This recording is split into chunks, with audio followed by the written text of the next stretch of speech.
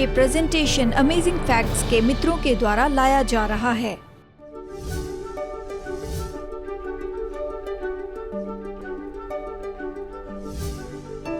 यहाँ पलिश्ती शिमशोन के विरुद्ध में आ रहे थे कि उसे बंदी बनाए। वो रस्सियों से बंधा था और जैसे वो उसके पास में आ रहे थे तब परमेश्वर का आत्मा उस पर आता है और फिर पॉप। और मैं सोचता हूँ वो वहां पर धीमे हो गए और सोचने लगे कि अब हमें क्या करना होगा।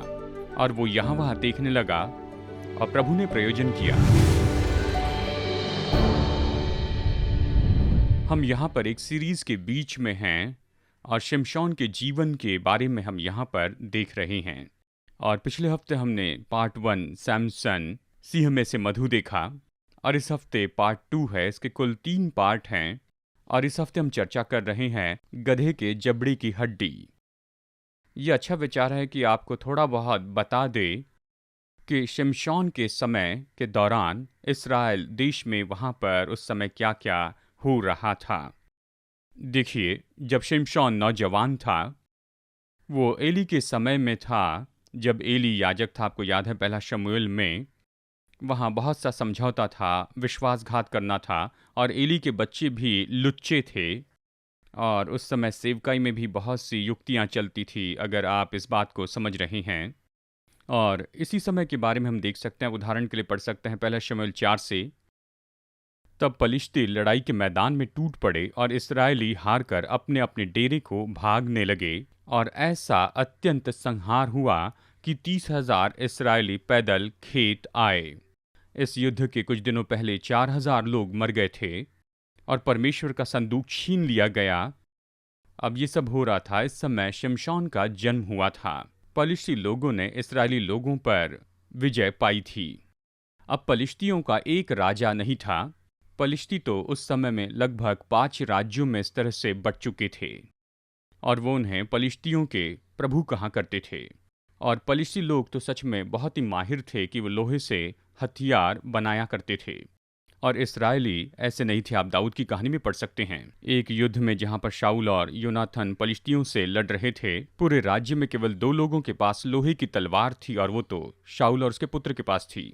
पलिश्ती इस बात के बारे में सावधान थे कि अगर इस्राएली को अपने हथियार धारदार करने थे तो वो कहते हमारे पास आकर धार लगाना, खेत के हथियार को भी ऐसे ही करना, तुम हमारे पास आना लेकिन हम तुम्हें कोई हथियार नहीं देंगे। मतलब पूरे हथियार छीन लिए थे, अगर हथियार हो गए तो तुम परेशानी में फंसोगे। और वो उन्हें अपने वश में रख पाए। और ये तो बड़ी निराशा का समय था। जब लोगों में साहस नहीं होता तो वो लड़ नहीं पाते हैं। परमेश्वर ने यहोशू से कहा कि प्रतिज्ञा के देश में जाने के बाद तुम्हें बड़े हथियार वाले शत्रु से लड़ना होगा, उनमें से कुछ तो दानव थे। परमेश्वर ने कहा, यहोशू अध्याय 1 वचन 6 में, यह अद्भुत वचन है, इसलिए हियाव बांध कर दृढ़ हो जा, क्योंकि जिस देश के देने की शपथ मैंने इन लोगों के पूर्वजों से खाई थी उसका अधिकारी तू इन्हें करेगा। वचन 7, इतना हो कि तू हियाव बांध कर और बहुत दृढ़ होकर जो व्यवस्था मेरे दास मूसा ने तुझे दी है उन सब के अनुसार करने की चौकसी करना। फिर वचन 9, क्या मैंने तुझे आज्ञा नहीं दी, हियाव बांध कर दृढ़ हो जा, भय न खा और तेरा मन कच्चा न हो, क्योंकि जहां जहां तू जाएगा वहां वहां तेरा परमेश्वर यहोवा तेरे संग रहेगा। अगर मैं जानता हूं परमेश्वर मेरे साथ है तो मुझे डरने की जरूरत नहीं। और वो कहता है केवल साहसी नहीं, लेकिन कहता है कि तू बहुत ही साहसी हो जा।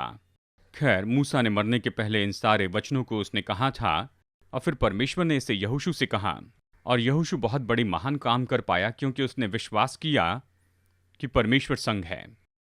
और क्या हमारे साथ कोई प्रतिज्ञा है कि वो हमारे संग रहेगा? यीशु ने कहा, देखो मैं जगत के अंत तक तुम्हारे साथ में रहूंगा। विश्वासियों को साहसी होना है, चाहे हम शत्रु के देश में क्यों न रह रहे हो। और इसलिए शिमशोन की कहानी तो आज भी हमारे लिए व्यवहारिक है। तो अभी न्यायियों 15 में चलते हैं। ये कहता है, तब पलिश्तियों ने चढ़ाई करके यहूदा देश में डेरे खड़े किए और लही में फैल गए। अब लही ये शब्द का मतलब है जबड़े की हड्डी। वहां जो कुछ होने वाला था उसके कारण लीह नाम रखा गया था और बाइबल के लेखक इस नाम का उपयोग करते हैं ये जानते हुए कि इस समय तो हम इसे जान लेंगे। और वो इस तराई में फैल गए जिसका नाम लही था।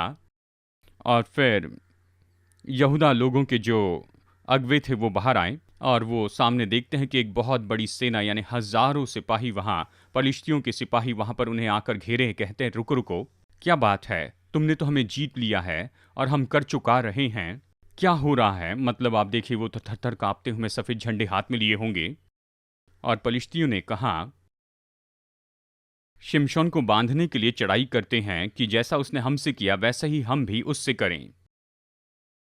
और फिर इसके बजाय कि यहूदी लोग शिमशोन के पास में जाकर कहें, देखो तूने हमें फंसाया तो तुझे निकालना होगा, हम तेरे साथ मिलकर लड़ेंगे।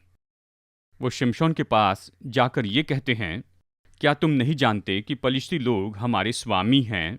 उन्होंने अपने आप को उनके गुलाम होने के लिए दे दिया था। कितने लोगों को याद है जब इस्राएली लोगों को जंगल में परेशानी हो रही थी तो वो अक्सर कहते थे, क्या मिस्र में गुलामी में रहना इससे बेहतर नहीं था? क्यों न हम एक और अगवा बना ले और वापस चलते हैं और मिस्रियों की सेवा करते हैं, कम से कम वहाँ पर हमें अच्छे प्याज मिलेंगे। वो शिकायत कर रहे थे क्योंकि प्रतिदिन मन्ना खा रहे थे। हमें मछली और प्याज की कमी लग रही है, चलो वापस गुलामी में जाते हैं। वो तो अच्छा ही था, और चाहे वो समय कितना भी बुरा हो लेकिन फिर भी पीछे मुड़कर कहते थे वो पुराना अच्छा जमाना था। और इसलिए वो समर्पण के लिए तैयार थे।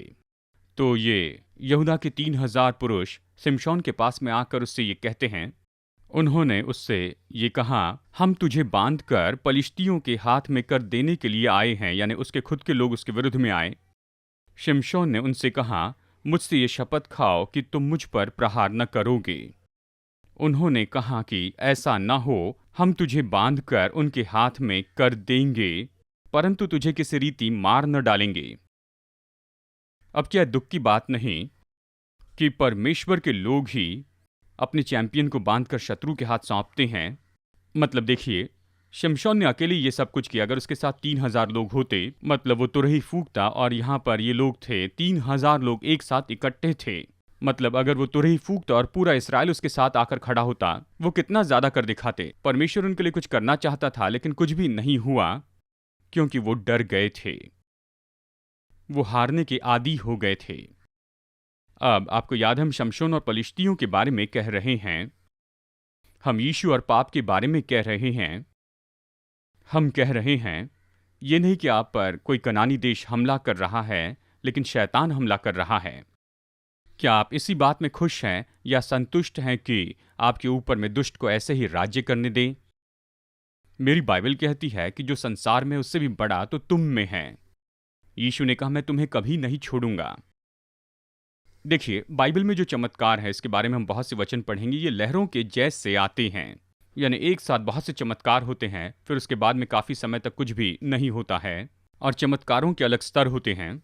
देखिए, बहुत ही महान और ऐसे अद्भुत चमत्कार तो मूसा के समय में हुए थे, जब वो मिस्र में से बाहर आए, फिर वो जंगल में गए और प्रतिज्ञा के देश में प्रवेश किए।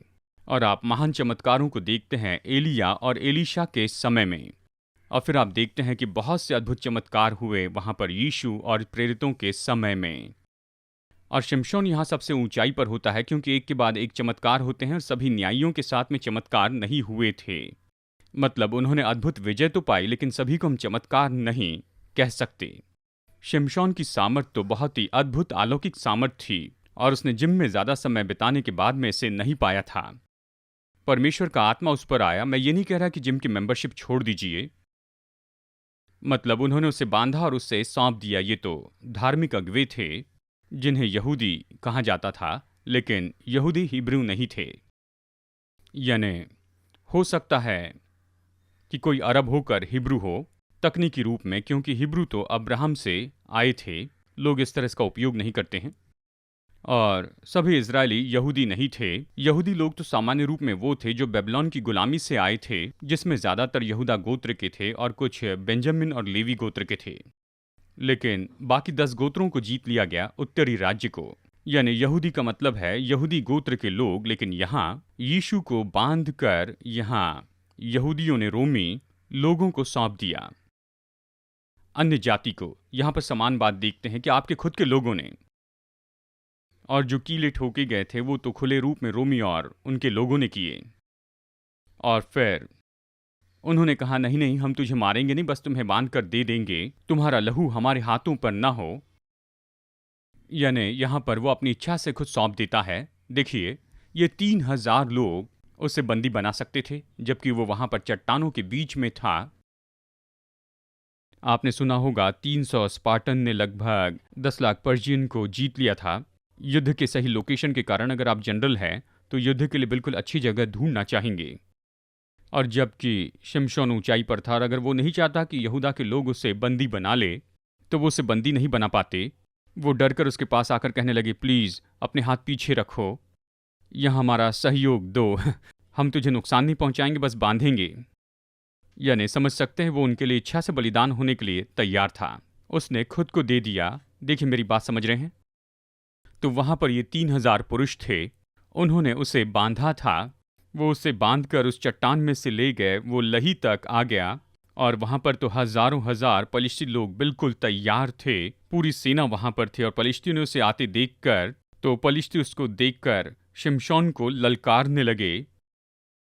और ये कहता है वो लही तक आ गया तो पलिश्ती उसको देखकर ललकारने लगे। तो यहूदा के लोग जो उसे नीचे लेकर आए उनके साथ क्या हुआ होगा? वो उसे छोड़कर भाग गए। वो तो वहां से बस जितनी जल्दी हो सके भाग गए। शिमशोन को मैदान में छोड़कर वहां से चले गए। शिमशोन नहीं गया। और बाइबल कहती है वो इस बात से उत्साहित हो गए तो पलिश्ती उसको देखकर ललकारने लगे, कहने लगे कि हमने इसे पकड़ लिया। यानी अब तो यहाँ पर हमारे पास बड़ी सेना है, ये हमारे नगर में आया था, इसने हमें मारा था और अब ये हमारे सामने है और हम युद्ध के लिए तैयार हैं। यह भी कुछ नहीं कर सकता है। वो दौड़कर उसे बंदी बनाने के लिए आए और यहीं पर तो बहुत ही अद्भुत बात हुई। और ये कहता है तब यहोवा का आत्मा उस पर बल से उतरा। तो कहीं मत जाइए दोस्तों, बस कुछ ही पल में आज के प्रेजेंटेशन में हम लौट कर आ जाएंगे। हम अकेले नहीं हैं, हम युद्ध के संसार में जी रहे हैं। हम हमेशा इस कश्मकश को देखते हैं, भले और बुरे के बीच में, सही और गलत के बीच में, जो हमारे अंदर में उठता है। इस युद्ध का हम सब सामना करते हैं। हम प्रभु के लिए बलवान होना चाहते हैं, लेकिन ऐसे दिखता है कि शरीर कमजोर है और अक्सर हम गिर जाते हैं।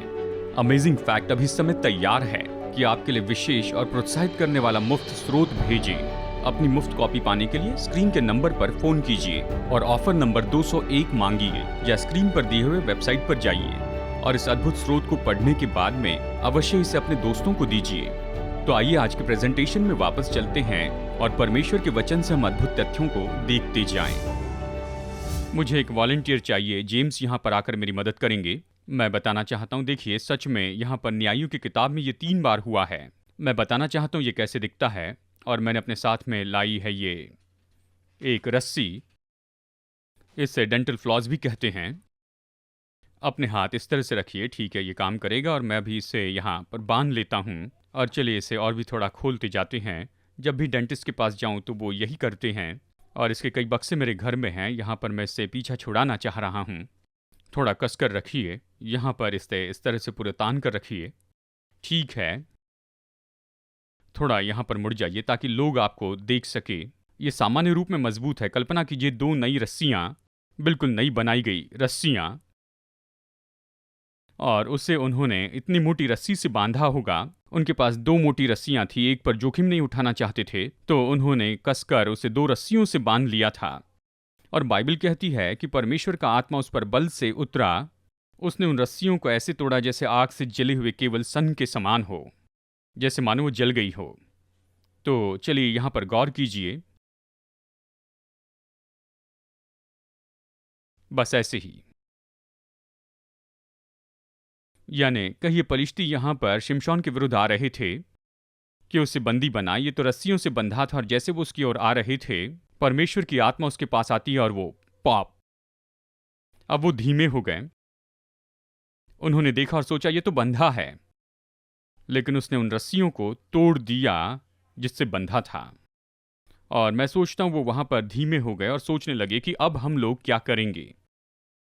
शिमशोन यहां वहां देखने लगा। प्रभु ने प्रयोजन किया। उसकी बाहों की रस्सियां आग में जले हुए सन के समान हो गई और उसके हाथों के बंधन मानो गलकर टूट पड़े। तब उसको गधे के जबड़े की एक नई हड्डी मिली। ये लही में हुआ, गधे के जबड़े की हड्डी, और उसने हाथ बढ़ाकर उसे ले लिया। क्या यह अद्भुत नहीं कि आपको जिस चीज की जरूरत हो परमेश्वर सही समय पर उसे दे देता है।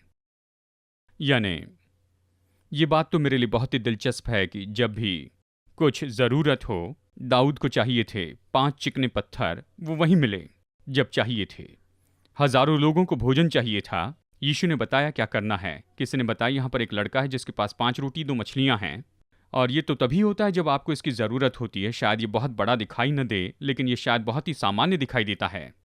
परमेश्वर महत्वपूर्ण समय में ज़रूरत पूरी करता है। क्या आपने पढ़ा है पहला कुरिन्थियों अध्याय 10 वचन 13 में? ये कहता है, तुम किसी ऐसी परीक्षा में नहीं पड़े जो मनुष्य के सहने से बाहर हैं। परमेश्वर सच्चा है, वो तुम्हें सामर्थ से बाहर परीक्षा में न पड़ने देगा। वो सामर्थ से बाहर परीक्षा में न पड़ने देगा, वरन परीक्षा के साथ निकास भी करेगा कि तुम सह सको। और शिमशोन यहाँ पर बंधा हुआ था और हजारों पलिश्ती उसके विरुद्ध में थे, और कई हजार पलिश्ती थे। वो तो सेना के रूप में आए थे जो उस पर हमला कर रहे थे। वो कह सकता था, अब तो बहुत ही हो गया, शायद हिम्मत हार जाता। लेकिन परमेश्वर ने कहा, मैं शत्रु को हराने के लिए तुम्हारा उपयोग करूंगा, मैं बचाव का रास्ता तुम्हें दूंगा। क्या आपने कभी महसूस किया कि आप इतनी परीक्षाओं की मानो सुनामी का सामना कर रहे हैं? हाँ, ओ मुझे पता नहीं मैं इससे कैसे बचूंगा, मैं अभी कुछ भी नहीं कर सकता। अगर आप प्रार्थना करें तो निश्चय गधे की जबड़े की हड्डी आपको मिलेगी। परमेश्वर आपको ऐसा कुछ देगा जिससे आप परीक्षा से लड़ सके। कभी ये न सोचे कि इससे बचाव का कोई रास्ता नहीं है। अगर आप प्रार्थना करें तो परमेश्वर का आत्मा आप पर आएगा, और परमेश्वर आपको ऐसा कुछ तो भी देगा कि उस परीक्षा से लड़े। अगर आप उस पर भरोसा रखते हैं तो वो आपके लिए स्वर्ग में से सारे स्वर्गदूतों को निकालेगा और केवल आपको उसके साथ में वहां पर रखेगा। क्या विश्वास करते हैं? मैं करता हूं। तो उसने प्रयोजन किया, और शायद हो सकता है कि वो आपको कोई मशीन गन न दे, या फिर उस समय वो गोलियत की बड़ी तलवार न दे। वो शायद गधे के जबड़े की हड्डी दे, लेकिन परमेश्वर ने जो दिया उसे कभी कम न समझे। ठीक है, तो जानते हैं ये क्या है? ये जबड़े की हड्डी नहीं, ये गधे के जबड़े की हड्डी है। तो ये वहां जमीन पर पड़ी थी, और उसने अपने बंधन तोड़ दिए, और सेना सामने खड़ी थी, और उसने देखा, ओ प्रभु की स्तुति, मुझे कुछ न कुछ चाहिए था। खैर, शायद आप सोच रहे होंगे कि मेरे पास भाला होता, मुझे हेलमेट चाहिए, तलवार तो बहुत ही अच्छी होगी, या शायद मशीन गन। मतलब कुछ न कुछ चाहिए, क्योंकि पलिश्तियों की सेना ने घेर लिया है। लेकिन परमेश्वर ने क्या दिया? जबड़े की हड्डी। किसकी? अब क्या परमेश्वर ने पहले महान कामों के लिए गधों का उपयोग किया था? क्या परमेश्वर ने अद्भुत रीति से यीशु के लिए गधे का प्रबंध किया था कि वो राजा होने की घोषणा करे? गधी का बच्चा। क्या परमेश्वर ने चमत्कारी रूप में गधे के द्वारा मनुष्य को फटकार लगाई, बिगड़े हुए भविष्यवक्ता को? गधा तो नम्रता को दर्शाता है, और इसलिए परमेश्वर कई बार छोटी चीजों का उपयोग करता है कि बड़े बड़े काम पूरे करें। तो वो आगे बढ़कर इसे ले लेता है, और मैं ये नहीं सोचता कि वो उस पर वहां हमला करने के लिए आए थे। मैं सोचता हूं जब परमेश्वर का आत्मा उस पर आया तो देखिए क्या हुआ था। जब दाऊद पर परमेश्वर का आत्मा उतरा था, वो गोलियत से लड़ने के लिए दौड़कर आगे गया। क्या दानों से लड़ने के लिए दौड़ेंगे? मतलब जब परमेश्वर का आत्मा शिमशोन पर उतरा, जरा सोचिए कि वहां मेरे विरुद्ध में 5,000 लोग हैं और मैं अकेला हूं। मैं थोड़ा पीछे हटकर खुद की रक्षा करूंगा और देखूंगा कि मैं क्या कर सकता हूं। मैं सोचता हूं उन्होंने उस पर जलते हुए तीर फेंके होंगे। ये अलग ही युद्ध था। मैं सोचता हूं उसने हड्डी उठाई और उनके बीच में दौड़ कर गया, जहां पर वो आपस में एक दूसरे पर तीर न चला सके। मुझे लगता है उसका मन हाई स्पीड फिल्म के जैसे काम करने लग रहा था। क्या आपने कभी देखा जैसे कि नेचर पिक्चर्स में होता है, एक छोटा सा बीज धीरे धीरे बढ़ता है, वो दाने में से निकलता है, फिर जमीन से बाहर आता है। खास फोटोग्राफर इसके लिए रखे जाते हैं। हाई स्पीड फिल्म में आपने देखा जब वो किसी के ऊपर गोली चलाते हैं। मैं सोचता हूं अचानक यहां पर शिमशोन तो बहुत ही हाई स्पीड के आयाम में आ गया होगा, और अचानक सभी फिलिस्तीनियों ने उसे देखकर कहा होगा, ओ देखो ये शिमशोन आ रहा है, और अब तुम क्या करोगे? यानी उनके मन में ये सब कुछ चल रहा था। मैं इस बात के बारे में सोच सकता हूं, लेकिन उसका मन इतनी तेजी से आगे बढ़ा और वो तो बस उन्हें मारते चले जा रहा था, इसके पहले कि वो ये सोचे कि अब हम क्या करेंगे। केवल जबड़े की हड्डी नहीं कहता है, सूखी हड्डी। सच में ये आधी हड्डी है। एक और जबड़े की हड्डी यहाँ पर आती है। इसका ये हैंडल बहुत अच्छा है। ये नई हड्डी थी, इसका मतलब ये तो बहुत ही कड़क थी। और वो उनके मध्य में जाता और ये कहता है कि आपने पढ़ा है, और ये कहता उसने उन्हें मारा। चलिए इसे पहले यहाँ पर रख देते हैं। उसने 1000 पुरुषों को मार डाला।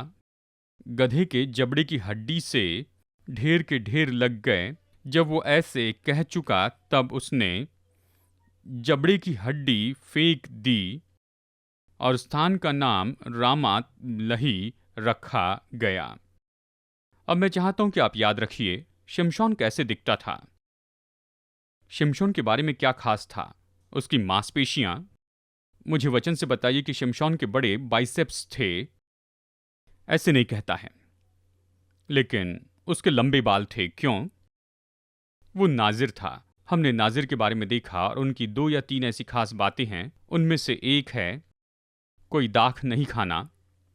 खैर, हमने ये भी देखा कि शिमशोन ने बहुत सी दाख पहले ही खा ली थी और वो दाख की तराई में वहां पर गया था और दाख की बारी में सिंह को मारा, जबकि उससे सूखे अंगूर भी नहीं खाने थे। उसने ये भी नहीं किया। दूसरी बात थी कि मृतदेह को नहीं छूना था। केवल उसने मारा ही नहीं, पर उसने उसे छुआ। उसने सिंह के पंजर में से मधु खाया था और यहां पर उसके हाथ में एक मरे हुए गधे की हड्डी थी। जब उसने उसे अपने हाथ से फेंक दिया तो उसने कहा चलो ये दूर हुआ, लेकिन उसकी कमजोरियों के बावजूद भी परमेश्वर ने उसका उपयोग किया। मैं सोचता हूं ये महत्वपूर्ण पॉइंट है। कई बार आप सोचते हैं मैं प्रभु के लिए काम करना चाहता हूं लेकिन मैं योग्य नहीं। मैं बाइबल स्टडी में सिखाना चाहता हूं लेकिन मुझे नहीं आता। मैं दूसरों तक पहुंचना चाहता हूं लेकिन मुझे संदेह है कि मैं खुद कितना बदला हूं। क्या आपने पहले ये सोचा है? हाँ, अक्सर हम सोचते हैं। मैं प्रोत्साहित होता हूं जब मैं पढ़ता हूं कि यीशु ने अपने 12 चेलों को प्रचार के लिए भेजा और वो प्रचार करके लौटे तो उन्होंने कहा कि प्रभु, यहां तक कि दुष्ट आत्माएं हमारी आज्ञा मानती हैं और हमने महान चमत्कार होते हुए देखे हैं। और देखिए, वहां पर बीमार चंगे हुए, यहां तक कि मुर्दे जिंदा हुए। उन्होंने जो कुछ भी किया होगा वो सब बताया। और फिर यीशु ने कहा पतरस जैसे लोगों से, शमौन देख, शैतान ने तुम लोगों को मांग लिया कि गेहूं के समान फटके, परंतु मैंने तेरे लिए विनती की कि तेरा विश्वास जाता न रहे, कि जब तू फिरे तो अपने भाइयों को स्थिर करना जब आप बदल जाते हैं। मतलब परमेश्वर ऐसे व्यक्ति का उपयोग कर सकता है जो शायद हो सकता है कि 100% नहीं बदला हो। हाँ, चेले आपस में विवाद कर रहे थे कि उनमें सबसे बड़ा कौन है।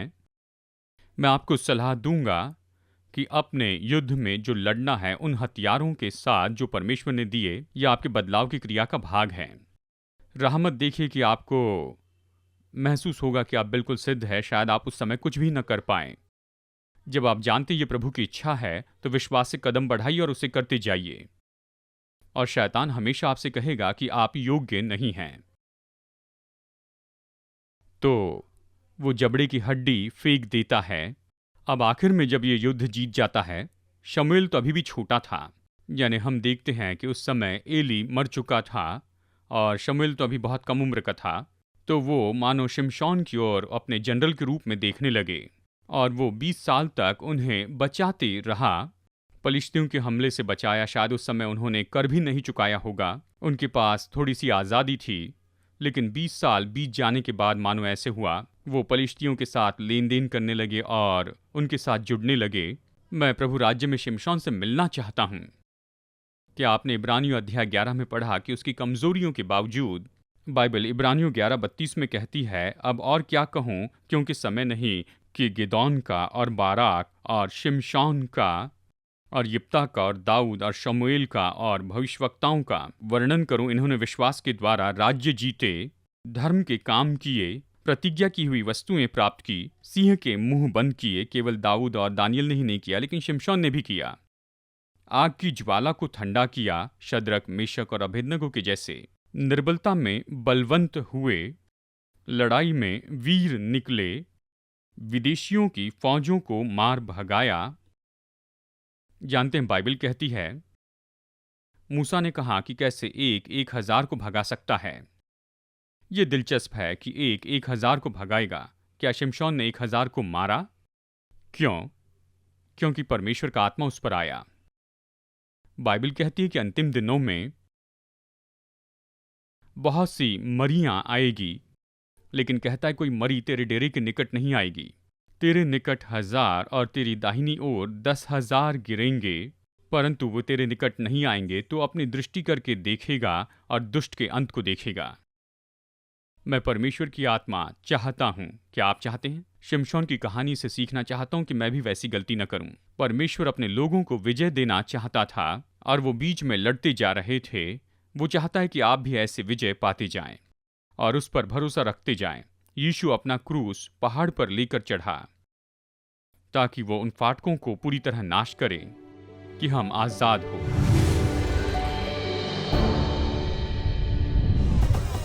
हमारे टूटे हुए संसार के लिए क्या प्रभु की योजना जानना चाहते हैं? जैसे हम बाइबल की भविष्यवाणी देखते हैं, आप अपनी सबसे बड़ी चुनौतियों के लिए भरोसेमंद हल प्राप्त करना चाहते हैं।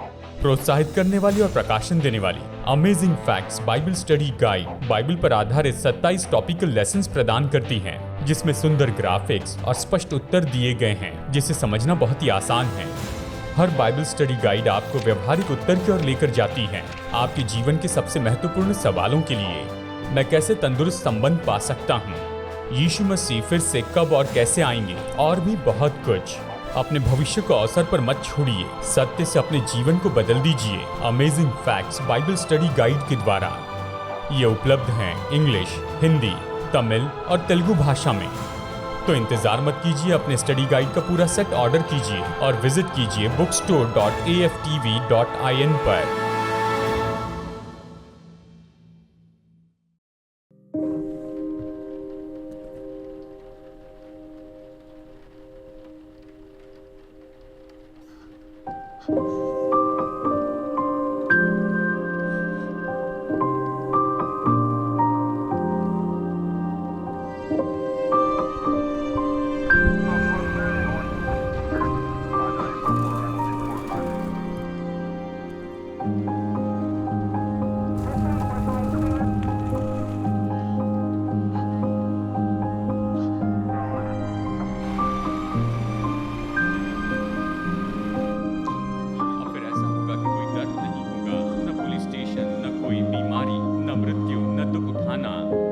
असली बात है दोस्तों, हमारे संसार का ये दुख तो परमेश्वर की योजना के अनुसार नहीं था।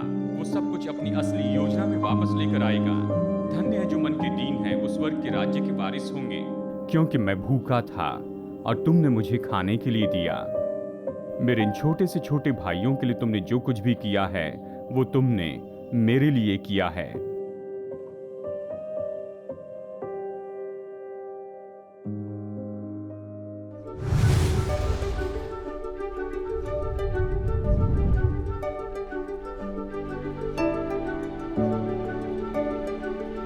आज के फ्री ऑफर को मंगवाइए, ये आपके लिए एक आशीष है।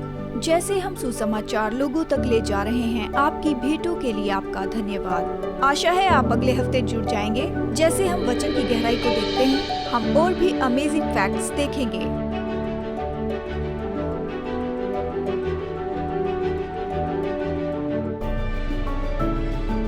ये प्रेजेंटेशन अमेजिंग फैक्ट्स के मित्रों के द्वारा लाया गया।